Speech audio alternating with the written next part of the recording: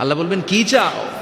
সে বলবে আল্লাহ তোমার জান্নাতটা তুমি কত সুন্দর করে বানিয়েছো, আমি একটা নজর শুধু দেখতে চাই। জান্নাতের দরজার সামনে নিয়ে যদি আমারে বসিয়ে রাখো, দ্যাটস ইনাফ, আর কিছু চাই না, শুধু জান্নাতের দরজার সামনে। আল্লাহ বললেন তুই না ওয়াদা করেছিস, তুই না চুক্তি করেছিস। সে বলবে আল্লাহ আমারে হতভাগা বানাইয়া তোমার কি লাভ? সুবহানাল্লাহ পড়েন। আমারে তুমি হতভাগা বানিও না। আল্লাহ বলে ঠিক আছে, আবার সিগনেচার কর যে জান্নাতের দরজার সামনে বসিয়ে দিলে আর কিছু চাবি না। সে সিগনেচার করে বলে আমি চাবো না। আল্লাহ বললেন জিব্রাইল বেচারারে ধরে জান্নাতের গেটের সামনে বসায় দে।